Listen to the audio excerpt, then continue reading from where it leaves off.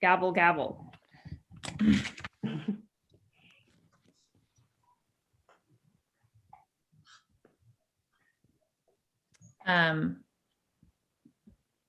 So I will read our Zoom policy for the benefit of our many members of the public. This meeting is being conducted using teleconferencing and electronic means consistent with State of California executive orders regarding the COVID-19 pandemic. Zoom is being utilized for this meeting. In case of technical issues, meetings will be uploaded to the city website as soon as possible after this meeting. We will be conducting today's meeting in a virtual setting using Zoom. Committee and staff are participating from remote locations, practicing appropriate social distancing. Members of the public may view and listen to the meeting by use of Zoom, as noted on the city's website and as noted on the agenda. Members of the public wishing to speak to the Climate Action Committee may do so during public comment or may comment on agenda items during the discussion of each item and must be logged into Zoom. Anyone using abusive, vulgar, offensive, threatening, or harassing language, personal attacks of any kind, or offensive terms that target specific individuals or groups will be muted and removed from the meeting. Please do not abuse this new way to provide public comment. So, Carrie, can you do the roll call? Sure. And let me get back to the list of folks so I can do it appropriately. I'll just start at the top of the roster on the website.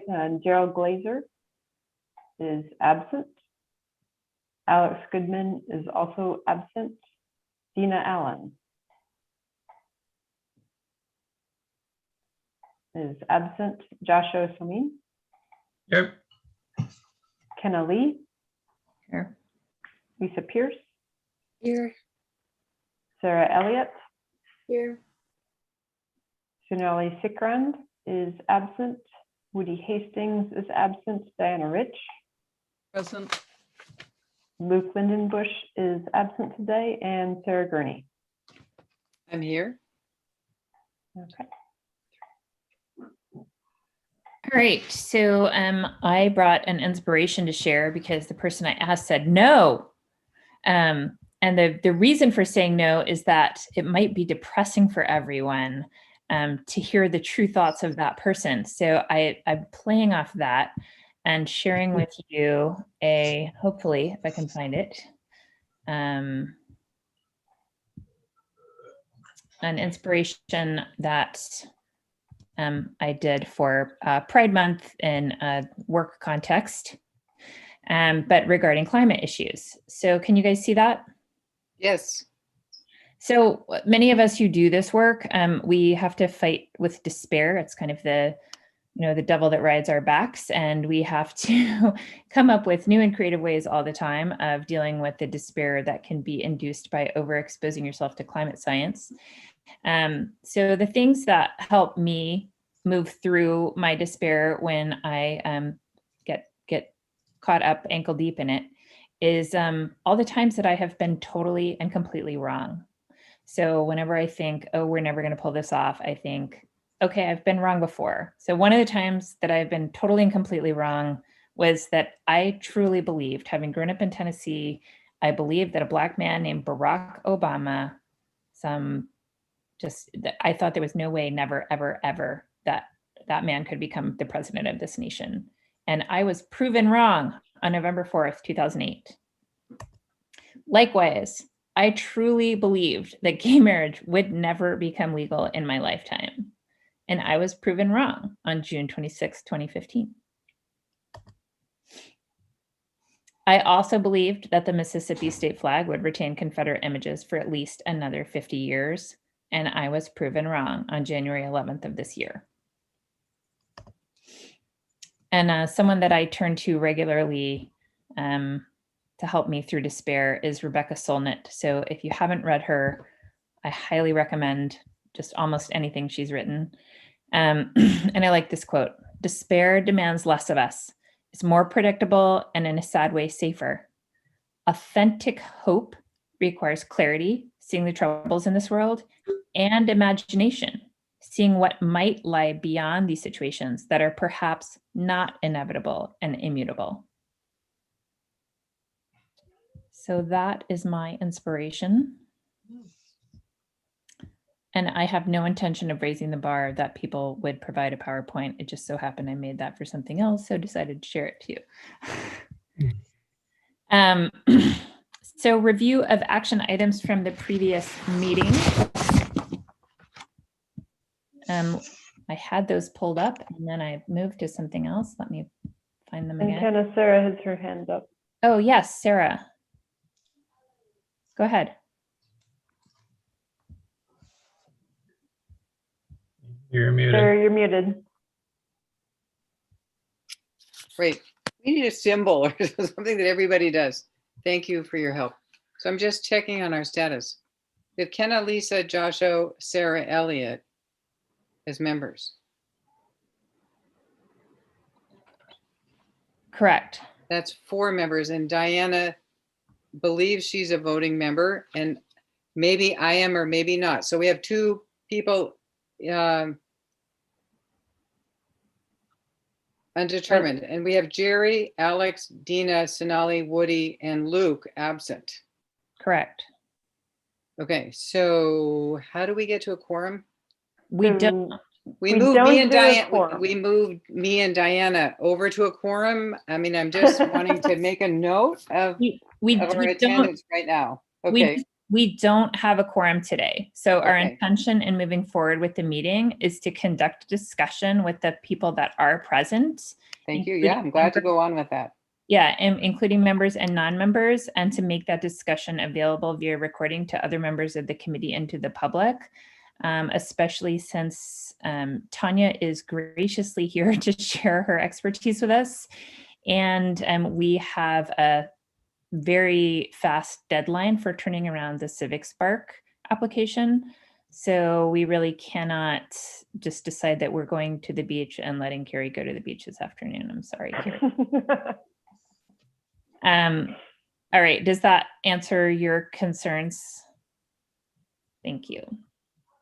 All right, so I'm going to go back to reviewing action items from last meeting. The energy group was going to work on the the equity matrix for the smart meter issue.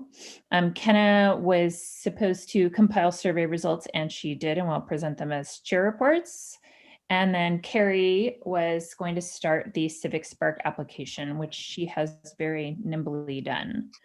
And I know that the energy group also worked hard on the equity matrix, although they have not brought it forward to us for consideration at this particular meeting. So all actions were done as promised or assigned, and now we can move on to comments from the public regarding items not on the agenda.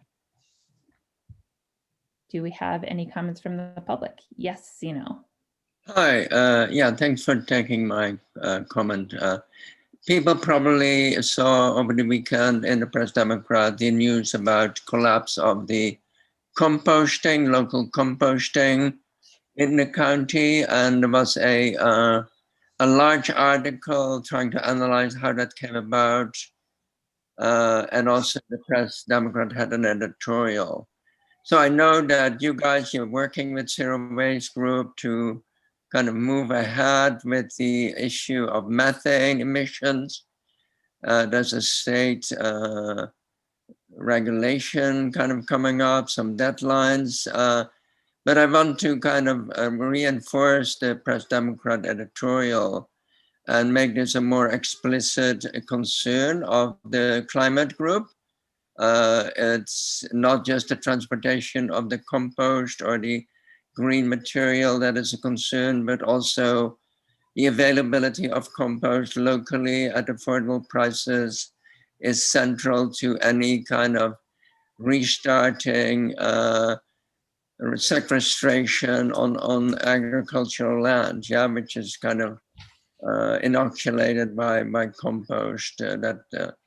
I mean, you know the background. So I want just to reinforce that Press Democrat editorial, that this is a serious thing, and that it doesn't. It's a city of Sebastopol obligation to deal with methane that comes out of our how we treat green waste here in the town. Thank you.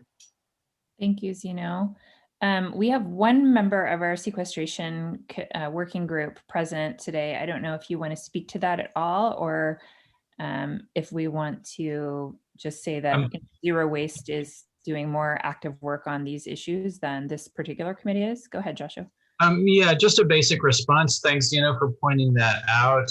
The shortage of local composting facilities and space for some has been on my mind somewhat, and I hope to look into that further. Certainly, something resembling a more local composting system would be great all around. It's just a question of how that can be worked out, since the last one that was working pretty well for farmers was shut down by neighbors. So it's a quandary.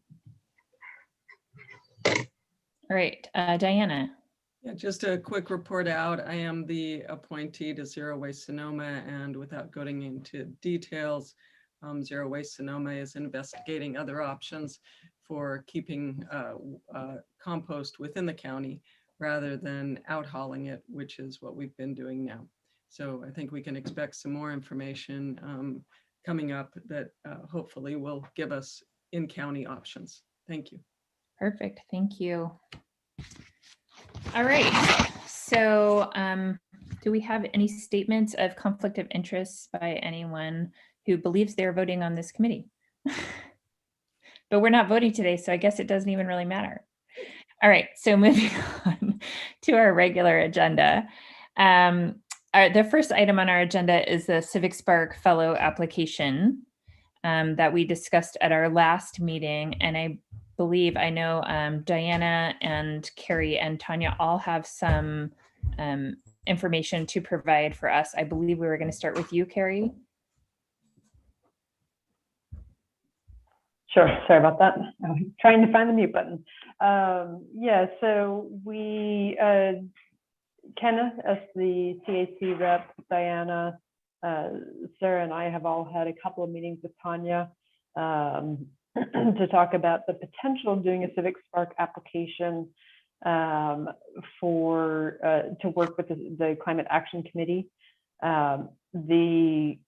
What we've come to is a potential joint application with the City of Sebastopol being the fiscal sponsor, I'll call it. So we would front the funding for it, and then also being the project recipient. So the fellow would be working on projects dedicated to for the City of Sebastopol. The RCPA has agreed to be the site supervisor. So the fellow would actually be physically at the RCPA offices and supervised on a day-to-day basis by Tanya and her staff. To me, this is the best of both worlds. We would get basically 1,700 hours or a full-time person for 11 months working on a couple of specific projects for the City of Sebastopol and helping the Climate Action Committee. And the fellow would get the expertise of the other environmental and climate protection agency staff, in addition to Tanya, so have a lot of guidance there that we wouldn't be able to provide just in City Hall. So to me, that's a wonderful opportunity. Tanya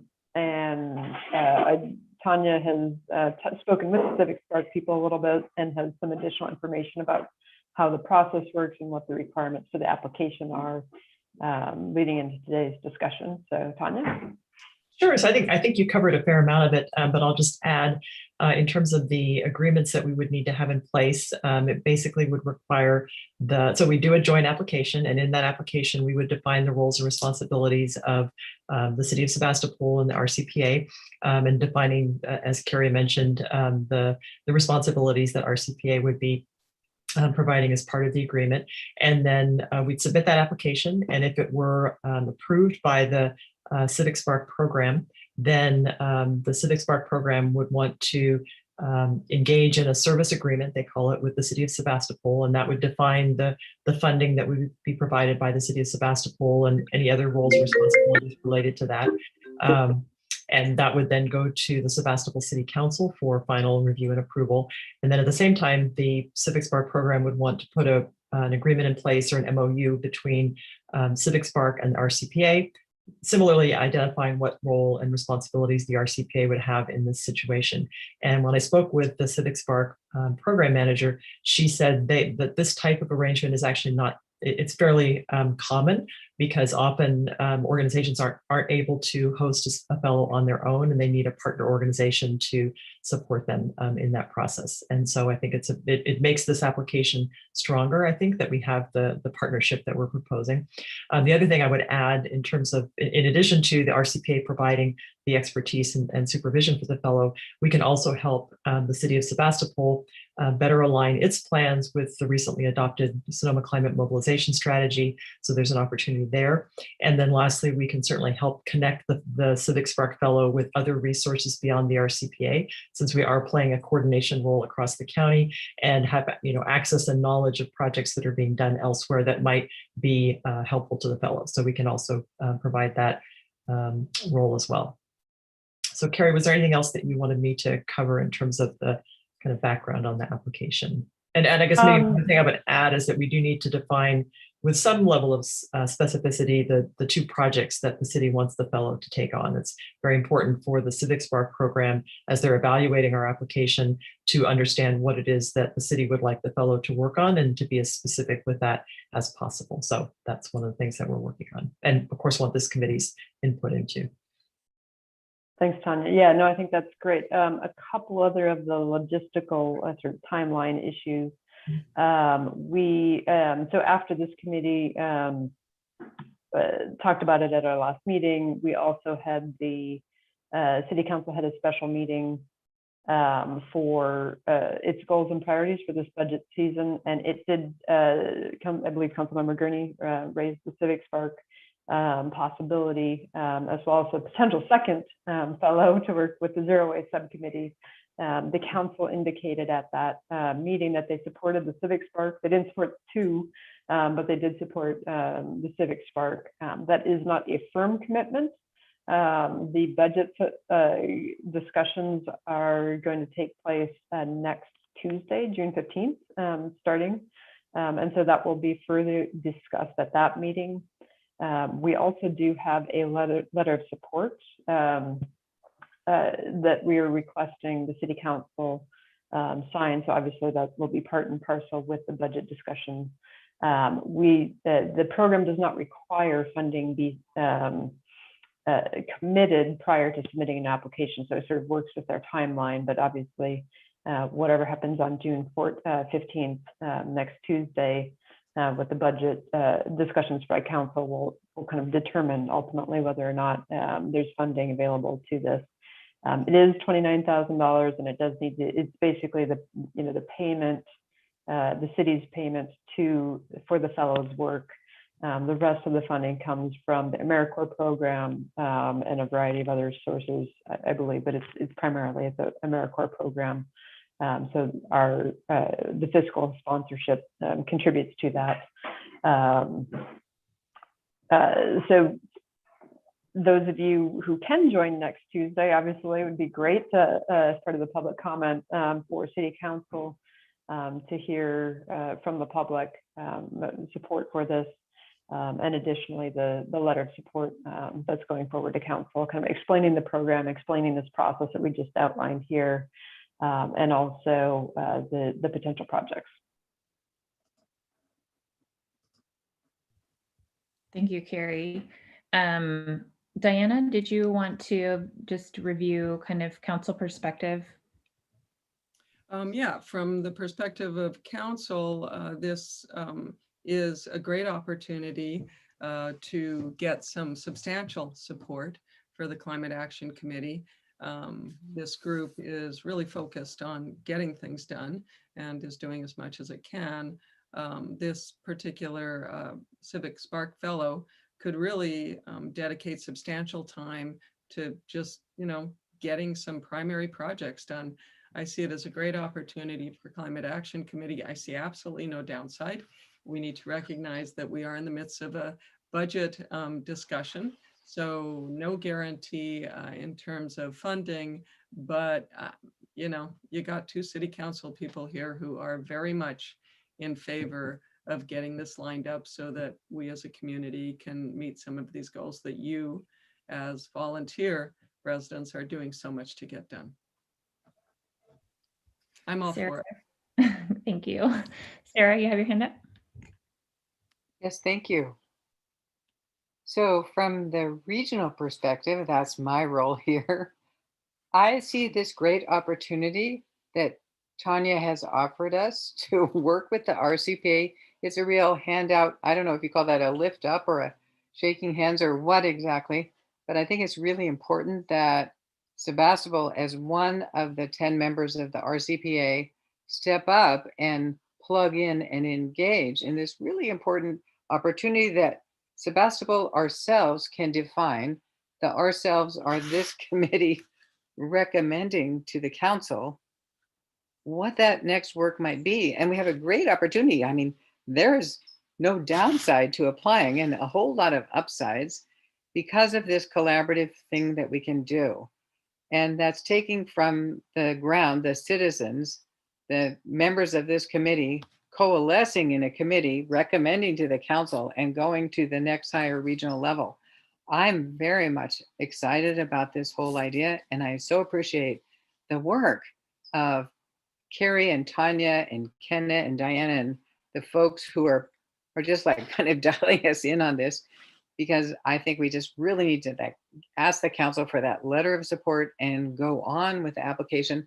And hopefully we're not late in the process. Tanya, I know the deadline is the end of this month, but I understand just kind of third hand that a whole lot of people are applying and we might be late in that stream of applications. So I'm hoping that we have the winning projects, or we just like press the support button and get in there, because this is such valuable work. And this group of dedicated citizens need the support of an intern person to take that work off of you so that we all can do even more.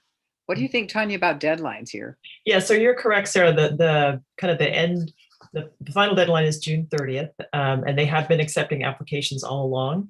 When I spoke with the program manager Monday, she did say that they're getting close to their capacity in terms of the funding they have to provide the fellows. So it is possible that if we were submitted an application and were accepted, that we would go on a wait list if they didn't have enough fellows available to work with us. But she also said that they're trying to get additional funding to add more capacity on their end. So I think the sooner we get the application in, the better. And you're right, the stronger the project proposals are, I think that will also weigh in our favor. So Tanya, that's a really interesting application process. There's a deadline. So what I'm hearing is the pool of people on the deadline aren't considered equally. They're considered as they come in. Yeah, and I think which seems that seems a little unfair to me, because we have such a deserving project. Yeah, I think there was actually an earlier deadline, and this is kind of like the very last deadline. But there's, I believe there were more deadlines, but one of the other things historically, just like Sebastopol will be submitting our application prior to the funding being budgeted. I believe other groups do that as well, and that historically there have been dropouts. And that people on the waiting list have ended up with fellows because of dropouts. So we have multiple pathways, like either more funding or other groups dropping out, et cetera. And plus the strength of our application, which Carrie is making beautiful.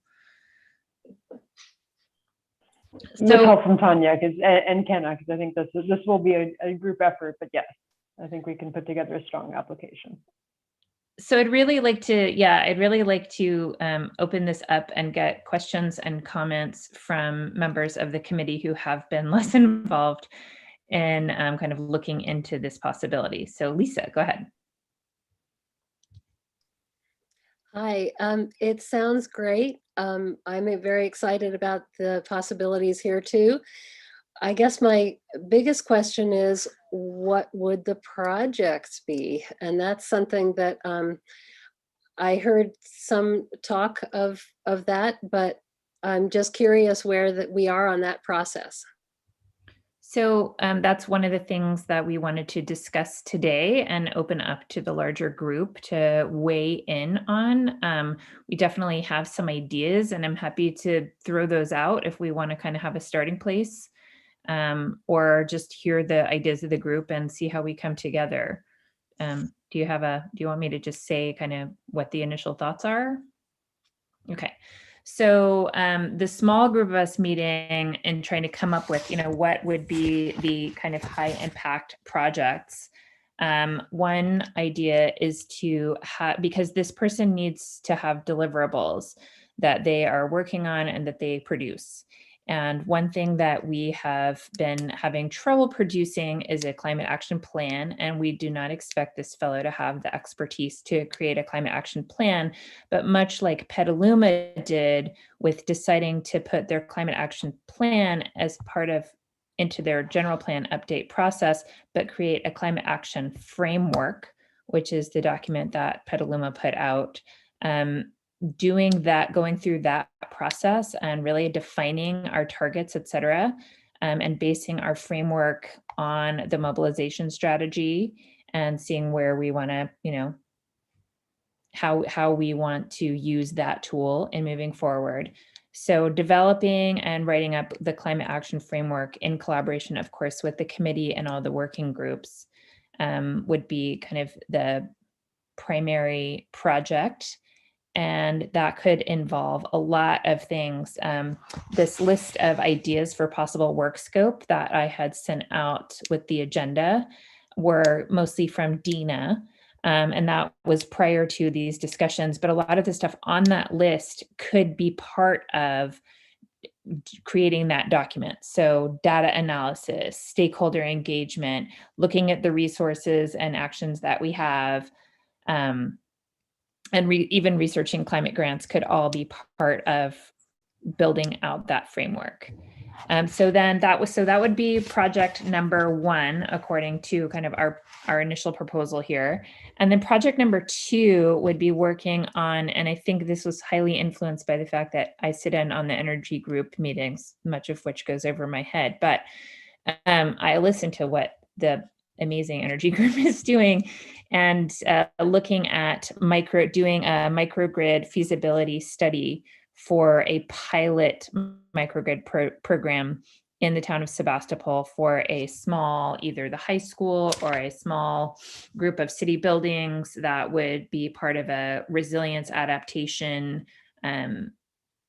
disaster response, as well as climate mitigation project. So working on a feasibility study for that. Thoughts, anyone? Okay, I like the thumbs up. Joshua, go ahead.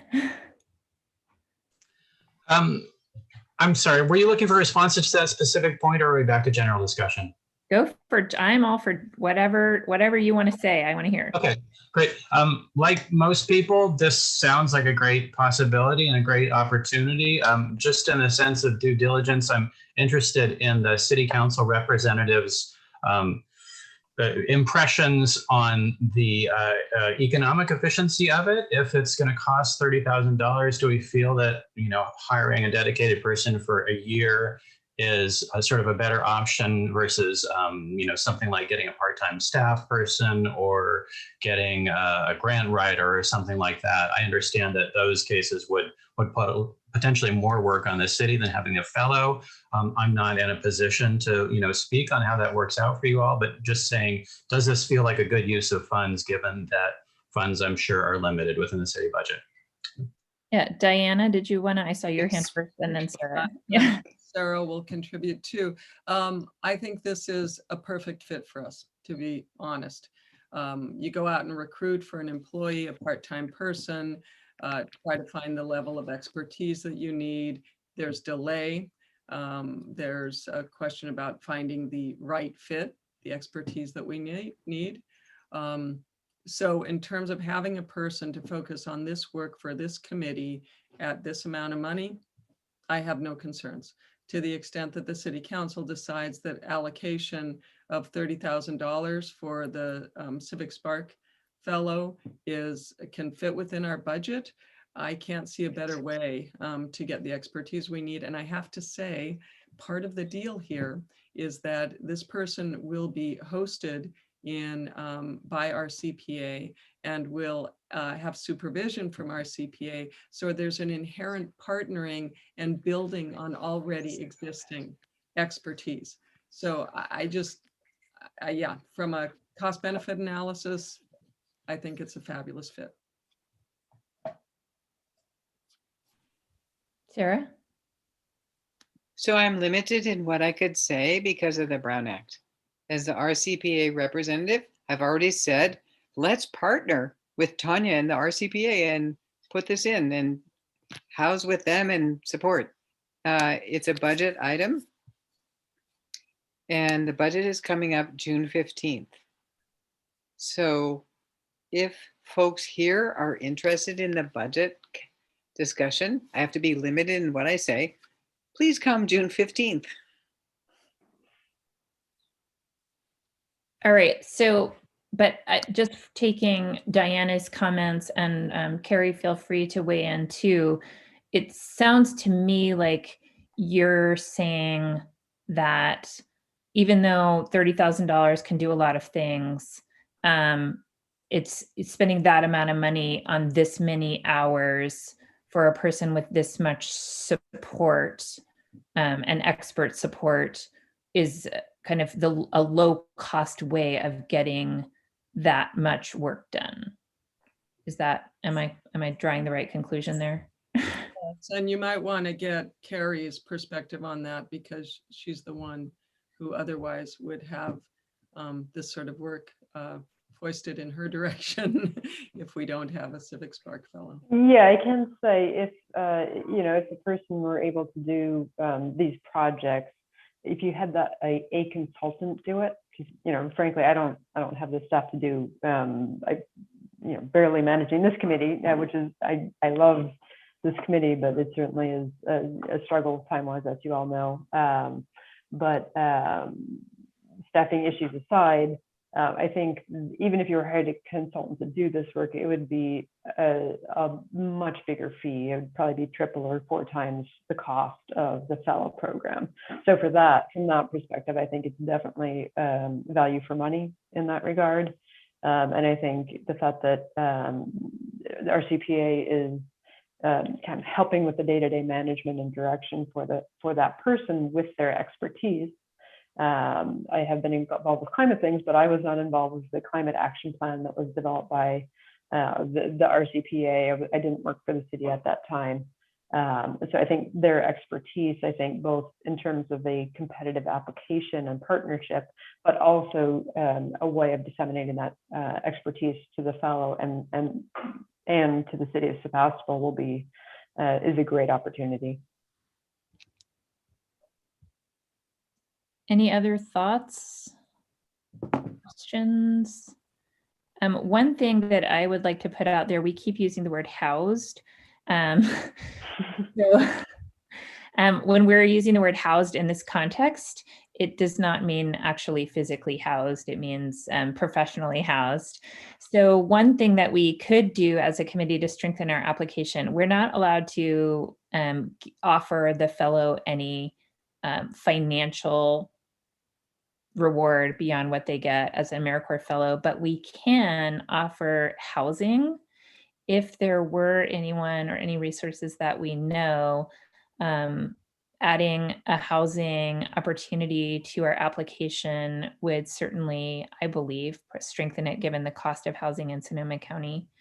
So if anyone has any resources or any ideas in that regard, please reach out to Carrie or myself to let us know that you have those resources or opportunities available. And Sarah, you have a lot of friends who are probably going away to college, and maybe you know a lot of people who will have empty rooms in their houses.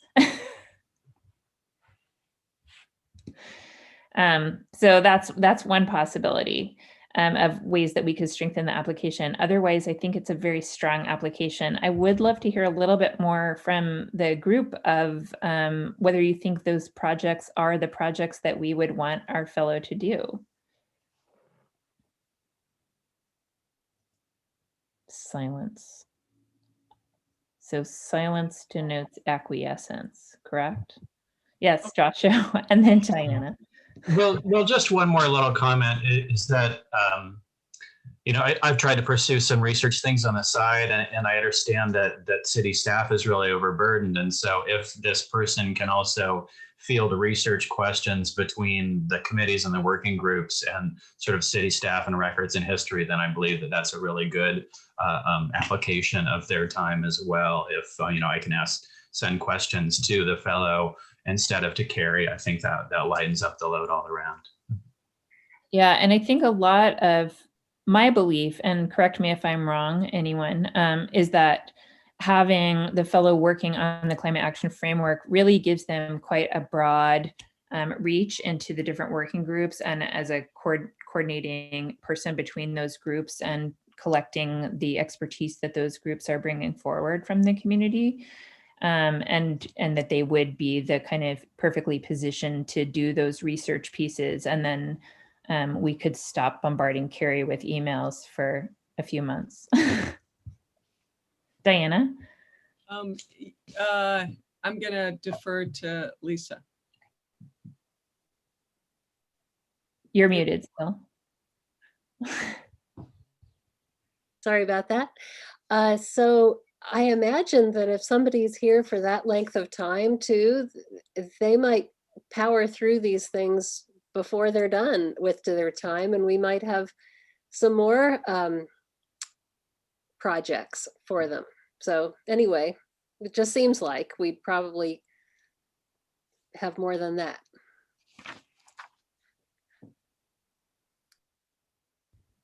Diana?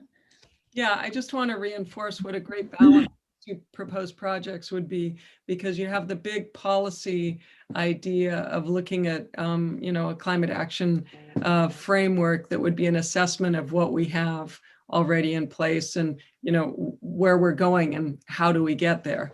That's a big piece, and also one that I think, as we talked to Tanya about it, little Sebastopol through this Civic Spark Fellow gets to kind of pilot this concept, which then is likely to be picked up through facilitation with RCPA by other jurisdictions. So that's really an awesome opportunity.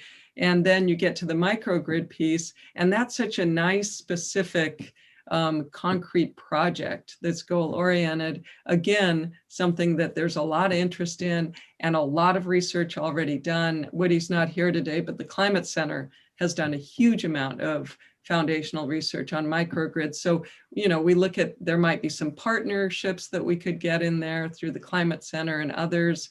Again, we get to be kind of a pilot project that maybe we can use to expand, facilitate our ability in town here to be resilient in terms of emergencies and to be responsive to equity needs, especially in terms of our neighbors along the Russian River. So it's such a nice balance.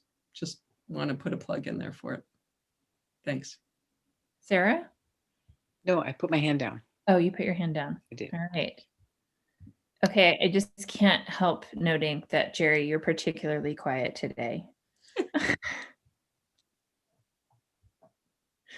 Do you have any thoughts about any of this? No, it sounds fine. Okay. And Sarah Elliott, do you have any thoughts or ideas or just kind of reactions? It all sounds great. Also, my Wi-Fi has been cutting me off and on, so I could have missed half of this, but I also think the community upcycled art project could be a good project to work on, just because okay, maybe I'll just put this in the chat because I keep cutting off and on. We can hear you, but yeah, go ahead. And looks like we have a member of the public who has a comment. We welcome members of the public to comment, please, Hi. Yeah, I'm unclear what the scope is of this idea. I looked online. Is there like a description of like how long this person will be in town? Or I couldn't find. Oh, Zeno, you're cutting out. So, but I believe, Carrie, you're familiar with the parameters. Carrie Sure, or yeah. Tanya, can you just give Zeno the link in the chat? Yeah, I can put the link in the chat, but the quick summary is that the person would be here for 11 months and a total of 1,700 hours would be dedicated to the project. And so that's basically, it's like 38 hours a week. So it's basically a full-time person for 11 months. Yeah, I think I have to talk to my family, but I mean, I could host a person like that for like 2 months to get started, but to commit like having a guest for 11 months is a little bit like a jump in the dark, right? So maybe if you reach out to people with this idea of hosting, you could start like hosting for the summer or something like that. Or when is this starting anyhow? I believe their projects start in September.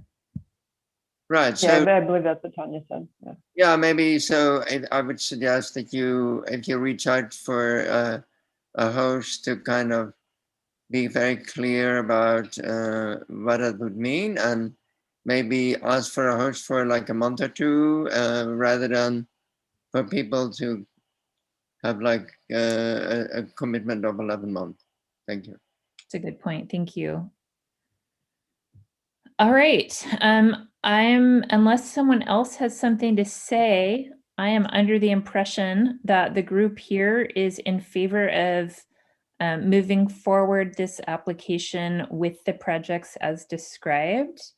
And maybe some of us are beyond supportive and fully enthusiastic. I know I am. I think this is an amazing opportunity, and I'm really, really grateful to Tanya for the offer, for the partnership that really makes it possible to get help without overburdening our staff, our already overburdened staff. So go ahead, Diana. You're muted. I had a procedural question. This will go to the city council with a staff report and an attached letter of support to be signed by the city council or by our mayor.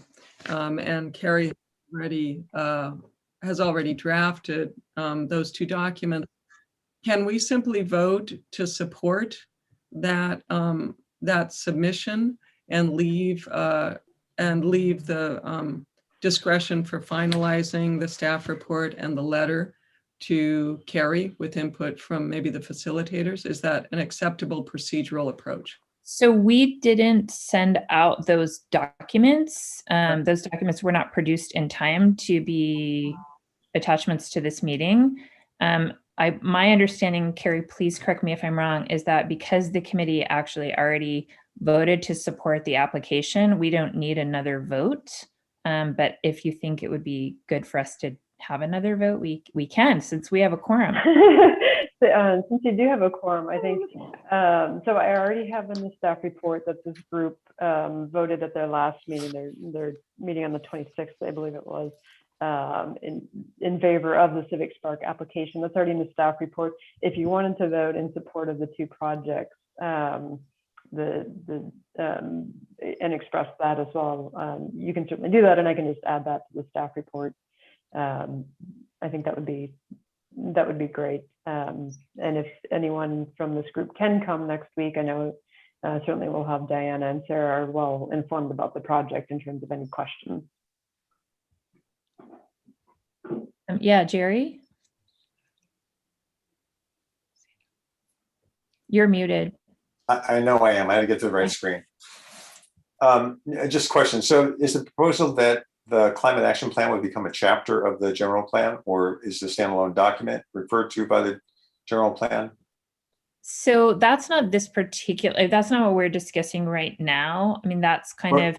Yeah, I mean, when you were talking about what the work would be, you mentioned something about the general plan. That's why I'm asking the question. Yes, so this would be a separate document. So rather than trying to create a climate action plan that is a cap as defined by the things that define a cap that have lots of acronyms that you all know better than I do, that we're kind of walking away for the moment from our original assignment to create a cap because we have concluded that we don't have the expertise or time, and that the fellow, being an AmeriCorps person, is also not going to have the expertise or time to create an official cap of the type that would need to be done as part of a general plan update. That's what other municipalities are doing, to kind of bundle that big expensive process into one process. But that, like the city of Petaluma, decided to put their cap into their general plan update and instead create a climate action framework that does as much of the same things as you can do without going into that level of technical expertise and detail. So, and I think we've all seen, I know we were all given the Petaluma document, and I don't know how many of us have really gone in depth in it, but it's a useful, in some ways useful, and could be helpful. And definitely, I think this committee, and I'll be moving on shortly to talking about the survey results. One of the themes that came out of those survey results was kind of wanting more definition of like what it is that we're doing and how are we measuring how we get there. And so having someone who had time, and that's kind of what it takes, right? Time and interest you put into creation. Yeah. So I did read the Petaluma document, actually outlined the Petaluma document as well and analyzed it. And part of what I was concerned about was how Petaluma would use that. And I keep hoping that somebody coming in could do survey work on what other communities have done, create outlines of what's been done, so we could actually change policy. And the document from Petaluma doesn't necessarily change policy. That's defined in general plan and zoning and in the ordinances that the city has.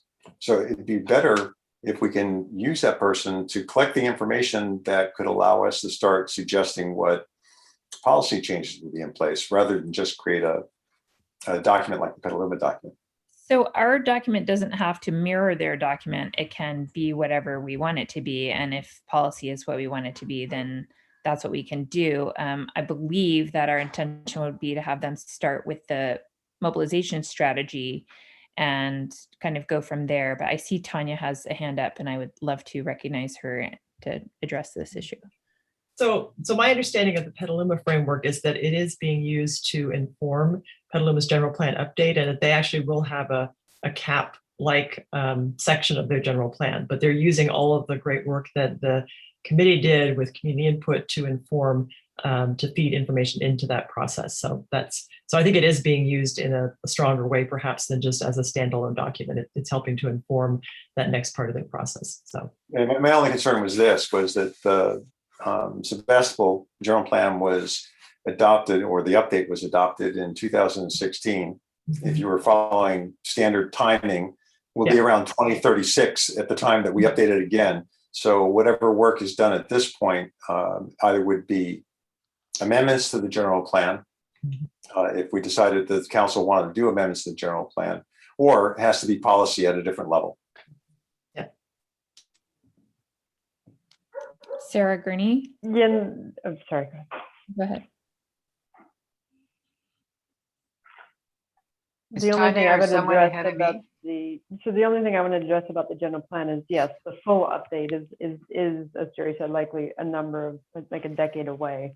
However, it doesn't mean that there aren't amendments to a general plan. You can amend, actually under state law, you can amend the general plan 5 times a year. That might be things that are very small, like a land use designation or something like that. I think the reason for not having it be a full cap is the CEQA documentation that's needed for that, compared to just let's get a policy framework in place. And in my mind, yes, it can direct policy. It doesn't need to be restricted to things that don't have implications to carry through it as the city moves forward with its work. I saw Sarah Gurney's hand and then Lisa's. Thank you. I'm just going to support what Carrie said, thinking of what you said, Jerry.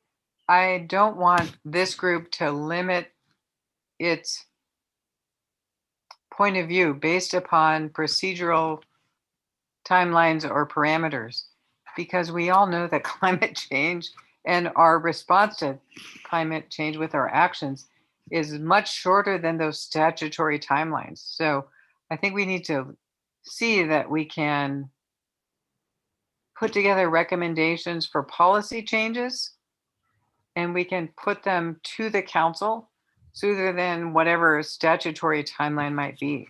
So please, let's not let that sort of bureaucracy get in our way. The general plan like timeline and the dates on the official document. Let's be affirmative and assertive and do all that we can in a much quicker timeline. I just encourage all of us. Now, my point, Sarah, just to be clear, was that I'm hoping that the work the person does is work that will be focused towards changing policy, as opposed to just creating a document that is not reflected in policy. I think that's essential and almost implied. But Lisa, you had your hand up. Yeah, I also feel like what we don't want to end up with is a set of goals and a lot of ideas, but no real way how we're going to get there. I would think that would be a very unfortunate outcome. It's the biggest problem is usually funding and how you get there. And a lot of that is policy.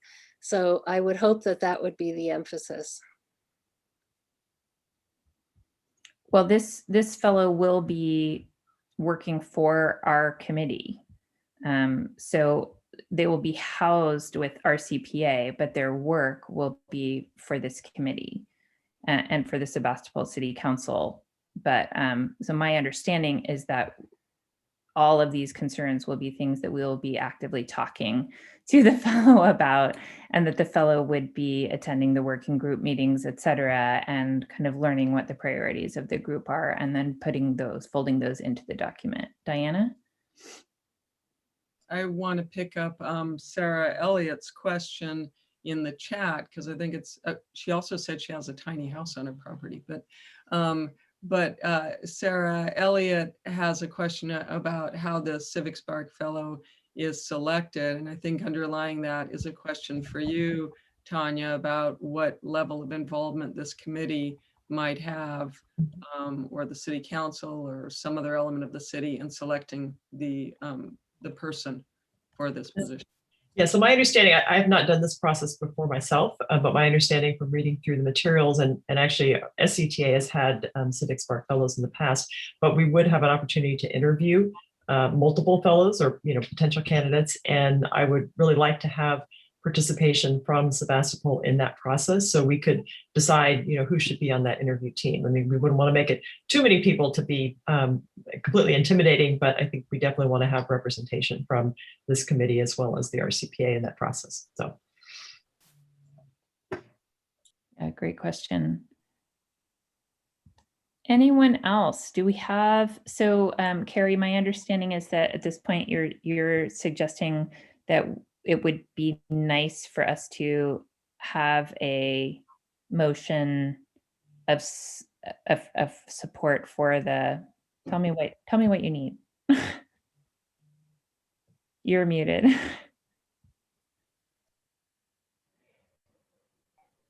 Sorry, one of my screens went away from me. So like the screen with my camera is not the screen that I'm actually seeing anything on. So I don't need anything. However, because we already have voted to support the Civic Spark.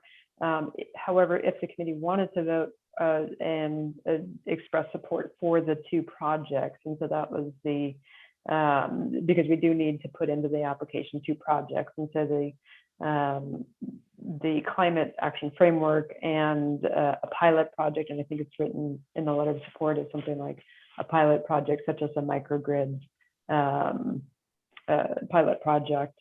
That would be great to have some more definitive direction for the application. So am I allowed to make motions if I'm facilitating, or I'll just recognize Jerry? Well, I had some pilot projects also. I've seen a number of cities that have created something outside the general plan, which is either a green building code or an energy code that they've included in their municipal code, and outlining what people have done and seeing if that's something that we could adopt also would be useful as a project. And that's less than doing a climate action plan. And I don't think it requires an EIR in order to have elements added to your code. So, Jerry, I'm not clear on what it is you're proposing right now. Well, if we had to specify a project, We have I'd be to looking. you. Well, okay, but the first was clear.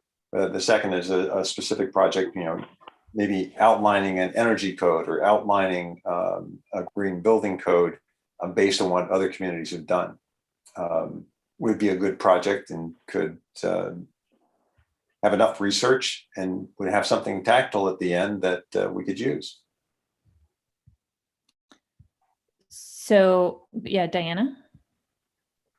It sounds like maybe we have 3 projects that are being discussed here. One is the climate action framework based on the mobilization study out of our CPA. The second one is the microgrid idea, and the third one is the one proposed by Jerry. And so I just want to make sure I understand. Those are 3 different projects. Is that correct, Jerry? Yeah. And the only reason that I would shy away from the microgrid is for this reason. Part of the reason that, and Lisa went today for me, I couldn't make it to the meeting with the Climate Center. Part of the work on microgrids is also to change legislation at the state level so that we can actually have microgrids. And so that may be beyond something that we want somebody working on and focusing on. So it's not just a question of how would we do it in our city. There's questions as to how the legislation needs to change at the state level. And that's why there's groups beyond working on it. Both Lisa and I are sitting on the one group as part of our energy work. So I thought that was a bigger thing. And it's the one I'm most interested in, quite frankly, but it's also the one which is more complicated.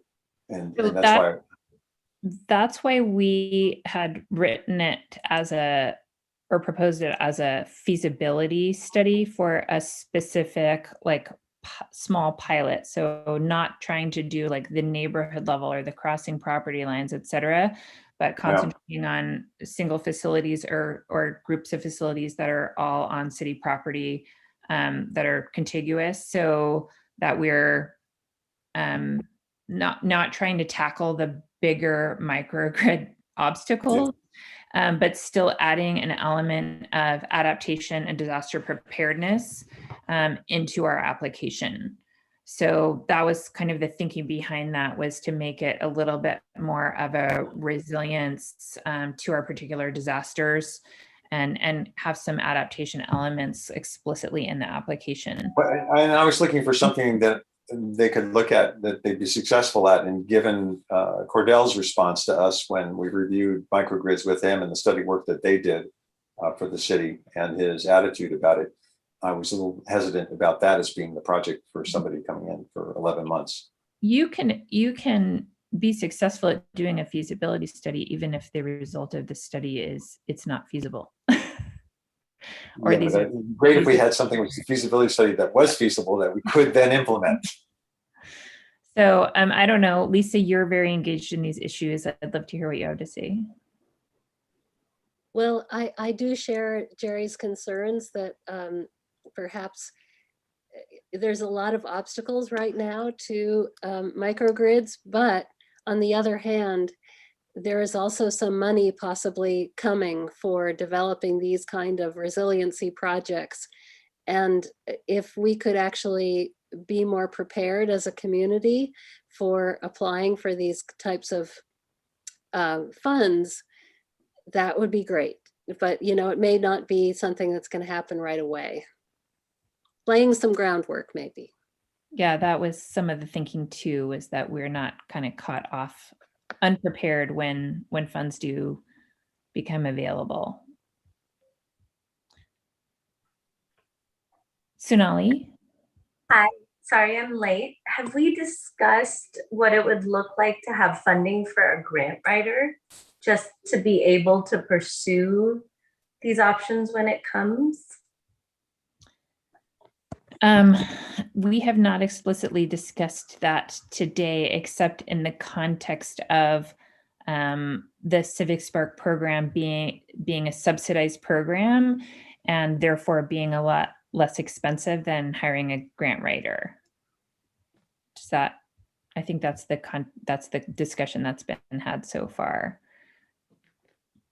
I believe, I don't know if funding committee, Lisa, I think you're our funding representative today. I don't know if that's something that you guys have really taken up or. Well, it would be fabulous. But yeah, I don't know who would pay for the grant writer. You know, it just sort of like there's a lot that could be done if only the funds were there. Mm-hmm. Or having somebody just on being aware and scanning what grants are, you know, like collecting that and bringing that to us so that we have the opportunity to pursue funding that's available. Yeah. I see Joshua and Diana, did you have your hand up too? I did, but I'll wait. I'll defer to Joshua.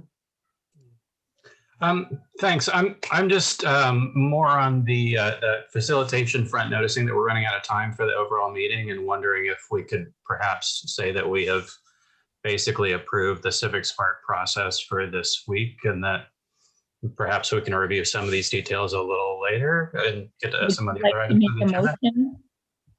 Would you like to make a motion, Joshua, that we could vote on?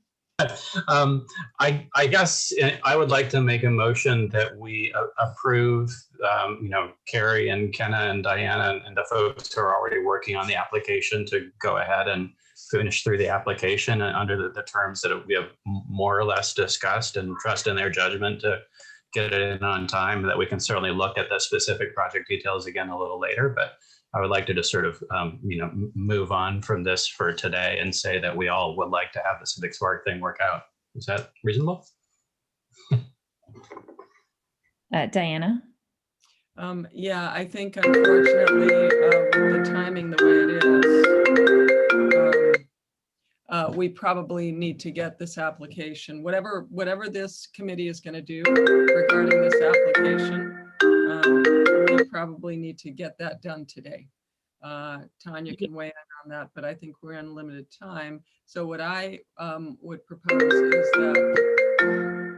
that someone talk to my husband and tell him to leave me alone. Okay, so so what I would propose is I have a question first for Tanya, and then a suggestion. So Tanya, if we put a project, I hear a lot of interest and support for the microgrid concept, but some concern that maybe it's not going to be feasible.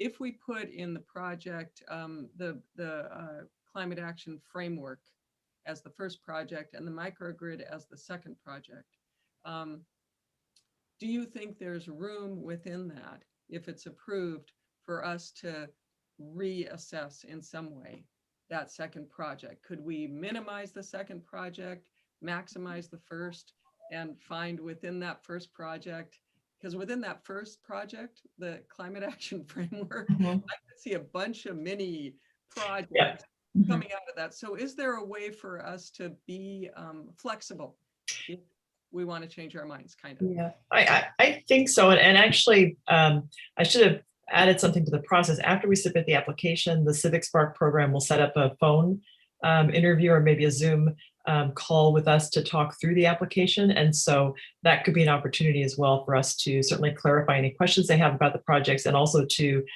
find out in terms of, is there flexibility? So for example, one of the things that comes to my mind is that we could write it to say, the fellow will focus on the framework first, and then a second more specific project, which could be either the microgrid or maybe a reach code, or phrase it such that based on the fellow's work on the framework, then the intention would be the second project would be a more detailed focused project. And here are one or two ideas that we have for that, but we want to let the framework dictate what that next project is. So that could be another way to leave some flexibility and some more room for this committee to provide guidance on that more focused project.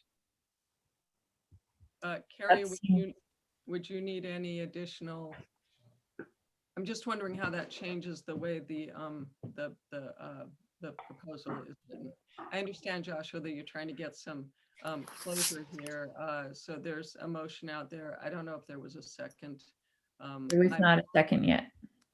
Yeah, so if someone wants to second, great. But my proposal would be to phrase it slightly differently, but I think we need to go through the process and see if there's someone who wants to second that motion. And Sonali, do you have your hand up, or is that up from before? Sorry, that was from before.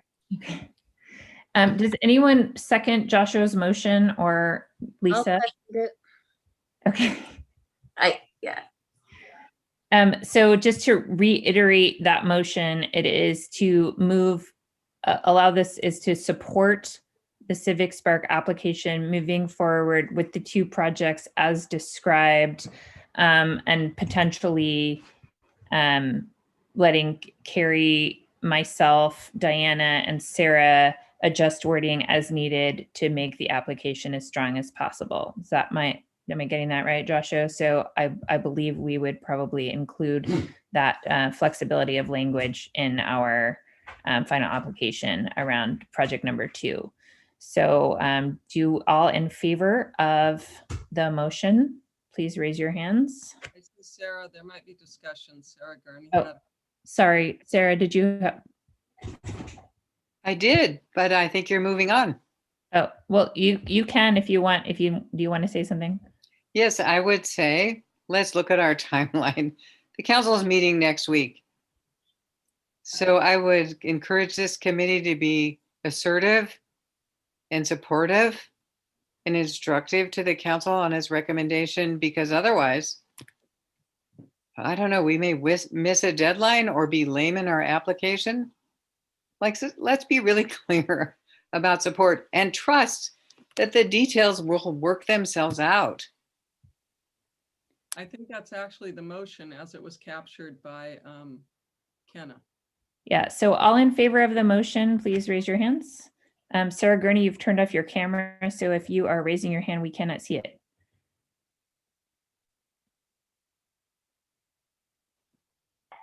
Sorry, I'm counting 1, 2, 3, 4, 5. 1, 2, 3, 4, 5, 6, 7. 7, which is a majority. All right, any opposed and abstentions? I believe Sarah Gurney is resting in her unclear voting status. I'm not resting. I think the voting status is very unclear. Okay. And that's where I'm staying. I'm not resting there. I think it Sorry, needs to be resolved. All right. you're go on. remaining in your unclear status. So Um, I'm yeah. sorry, I'm a little concerned because we want to make sure that we understand what people voted on.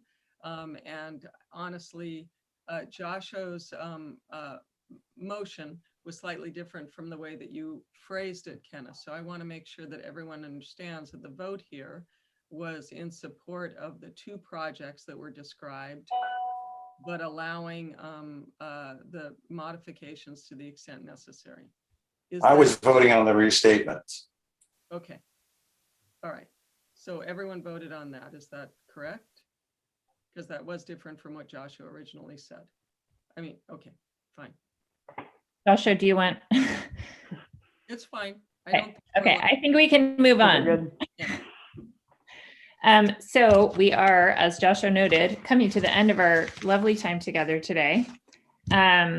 I would like to summarize some of the survey results, and maybe we can bring some pieces of it back at our next meeting, but I will go over them.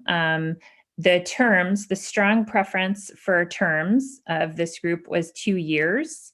The second choice was 1 year, so people are not wanting 3 or 4 year terms. The city staff, however, it would ease their way if we were doing 3 year terms or more. because of the amount of work it takes to send out the applications, recruit candidates, et cetera, et cetera. So given the strong. And Ken, if I can add to that, it's also about making sure that there's enough time for someone to get onboarded, understand the process, and be a full member, full acting member, and that just takes time with any committee. Yes, as evidenced by the amount of time it's taken us to kind of get our feet under us.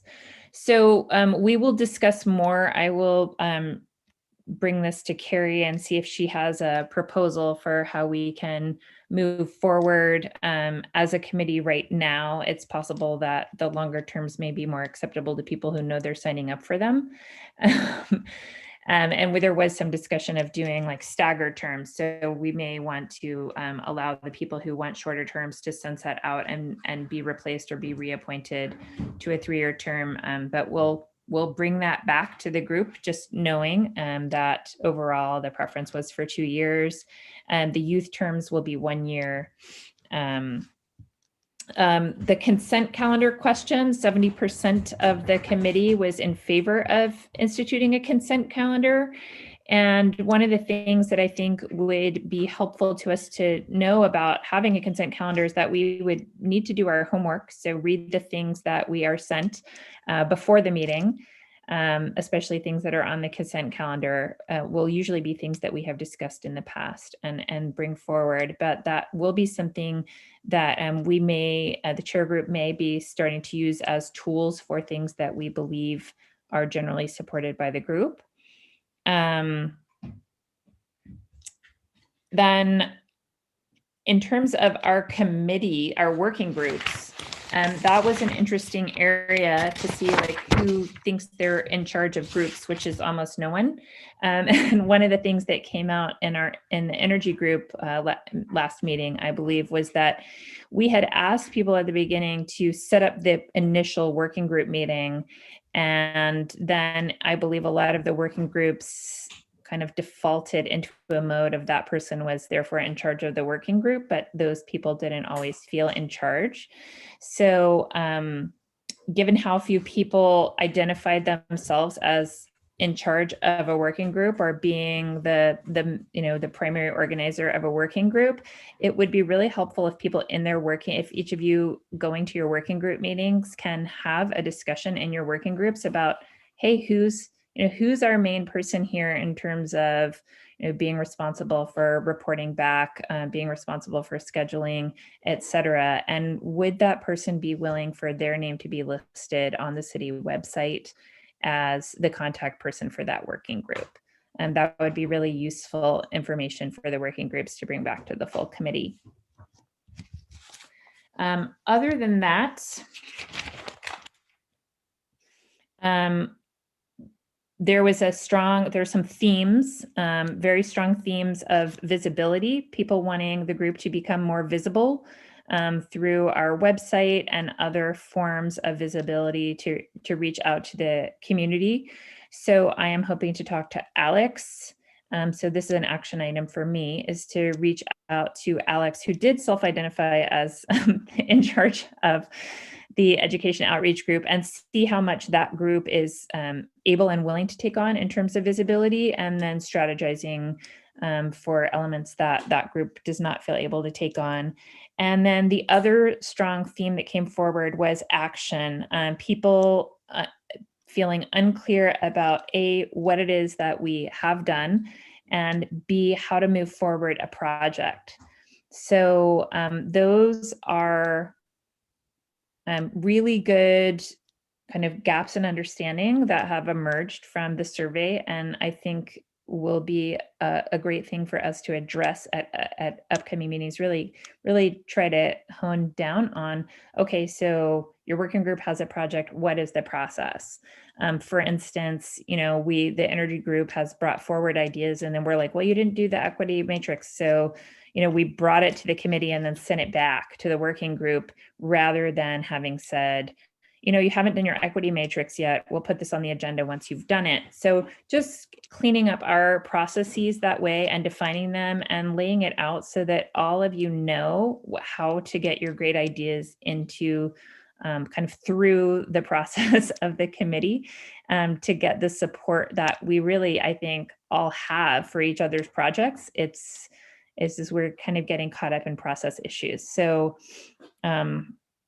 that's kind of where we are. And I do think that this idea that like, what have we done kind of brings us back to the question of minutes or how are we tracking our actions? And I think there is a gap there between the needs of us ongoing to be able to look back and understand what our processes have been and our desire for no one to have to take minutes. So the chair group will need to think more, maybe brainstorm on, how can we really provide something that is the least amount of work and the most amount of feedback for everyone about what has gone on, so we can look back and say, oh, actually we did a few things, or, oh, wow, we've had 5 meetings where nothing happened. We've got to rethink what's going on. So that's what came out of the survey. I really appreciate everyone that filled it out. Most of you did, and gives us as a chair group some definite action pathways to take to make the committee work better. I don't have any other chair reports. Do you, Joshua?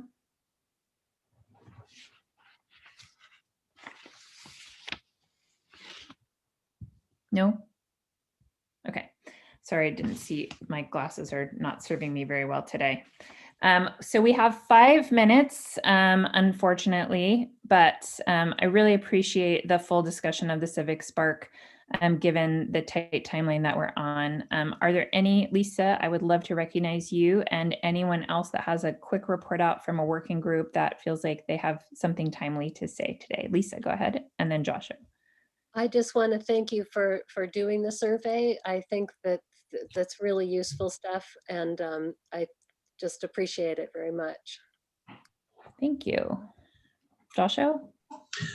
Yes, I'm reporting back from the sequestration working group on behalf of Dina, who's out of town this week. And just the news is that essentially she took the committee approval of the proposed workday at the Park Village site back to Park Village site management and was looking specifically from them for engagement from the residents, and basically found the engagement on that end to be somewhat lacking at this time. And so just wants everybody to know that she appreciated the support in the process, but that's sort of a retreating to a back burner, that we're not going to pursue that workday until we have a level of buy-in from the site residents and management. So it may come up in future seasons, but for now, she appreciated the support and found the process of going through the equity matrix and that useful. So just that news. Diana? Yeah, reporting out for the research subcommittee working group, which is Luke and Sarah and me. This really echoes comments made and reflected in the survey. What we're looking at the moment is addressing the issues of visibility, accessibility for the committee, and documenting successes primarily through the website. So I'm in touch with Mary and staff in order to see what we can do on the website to add, for instance, committee emails, so that there would be a way for the public to get in touch, not personal emails, but maybe a committee official City of Sebastopol Climate Action Committee email that would be a way to access through staff, people on this committee, maybe add working group, the names of individuals on the working group, so all the rest of us know. That might help. And also add a resource library that would be organized perhaps by these working group areas, so that you could have, in the equity working group, you could have the very first document be the equity matrix that came out of that effort. And then you could also have resources that would be available to the public any members of the public who wanted to educate themselves on that topic. And then also perhaps put bios, if that's an option that we want to do, and change the banner, the image that's there. So without going into details, just we're looking at accessibility, visibility, and formalizing recognition of achievements. Thank you so much. Any other working groups that want to briefly report out? So I think we have 2 minutes. I'm going to skip over input regarding next meeting agenda because you can always email Joshua or I about items on the next agenda. We do those agendas usually in 5 days following this meeting, or we have a first draft. So the sooner you get the items to us, the better. Joshua, can you do a review of action items from today's meeting? Yes, thank you. First of all, I want to acknowledge that we had started to talk about posting the action items on the website as some version of minutes. And so I'm happy to help pursue that. And that's sort of an action item for me personally, is to work out that process a little further. So there is a sort of ad hoc subcommittee or working group here, which is working on the Civic Spark application, and that group is empowered to carry on. And I personally will offer to support that process in the details if that should be helpful in the future. Secondly, Kenna was going to talk to Alex about the outreach and education group and their a sense of their ability to increase the committee's visibility, particularly on the web. And that, I think, is about it from what I have for today. We're very focused. Thank you. All right. And Carrie, is there anything that you need to share with us before we end the meeting? I don't believe so. Thank you. Wonderful. Thank you so much for coming today and your time and attention. And we will see you in 2 weeks, everyone. Thanks. Well, and actually, I hope to see you next Tuesday at the budget discussion. Oh, yes. We'll see you all next Tuesday at the budget discussion. Thanks. Take care.